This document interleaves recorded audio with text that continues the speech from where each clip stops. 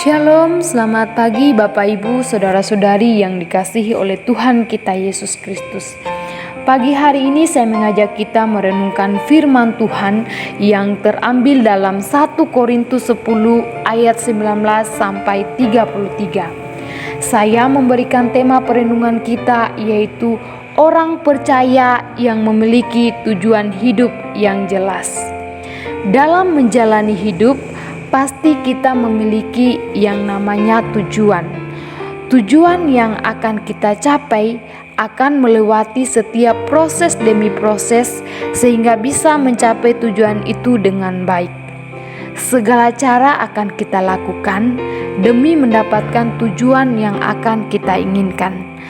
Ketika tujuan yang ada di dunia ini kita lakukan dengan sebaik mungkin, maka dalam mengikut Tuhan juga orang percaya akan berusaha semaksimal mungkin supaya bisa mencapai tujuan akhir yang jelas.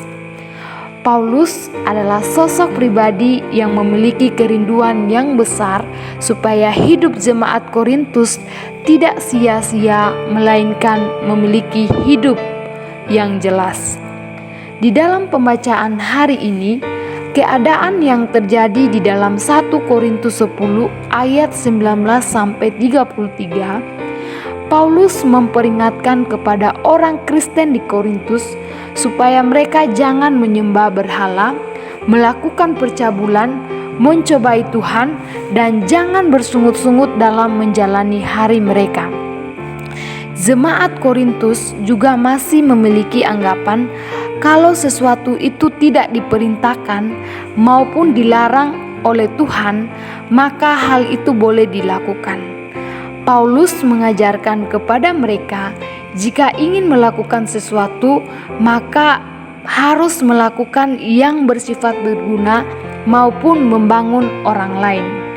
Dalam 1 Korintus 10 ayat 24, kata berguna lebih ditekankan untuk kepentingan orang lain daripada kepentingan diri sendiri, sehingga hidup mereka tidak sia-sia, bahkan berguna untuk orang banyak. Paulus juga memberikan pemahaman kepada jemaat yang ada di Korintus, jika mereka diundang makan oleh seorang yang tidak percaya dan undangan itu diterima, makanlah apa saja yang dihidangkan kepada mereka tanpa pemeriksaan karena keberatan hati nurani.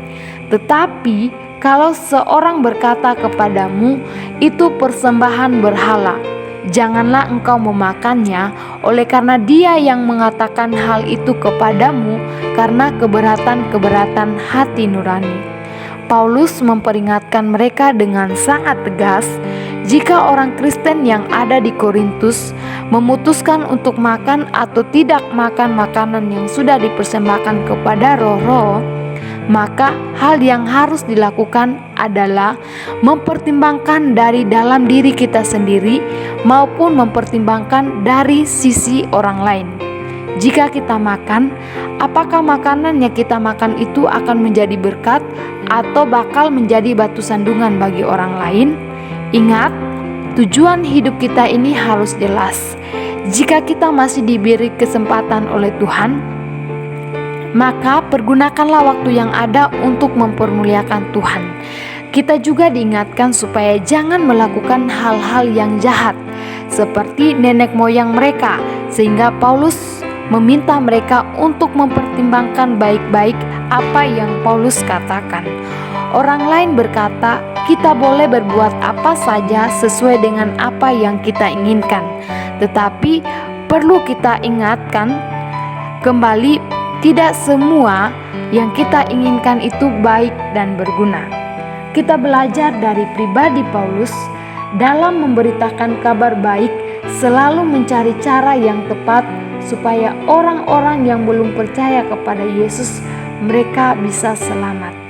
Inti dari semua pengajaran Paulus yaitu siapapun yang ia sampaikan kabar baik itu memperoleh keselamatan dan memiliki tujuan yang jelas, yaitu selama hidup dunia ini harus bisa memuliakan Allah lewat pikiran, perkataan, dan perbuatan.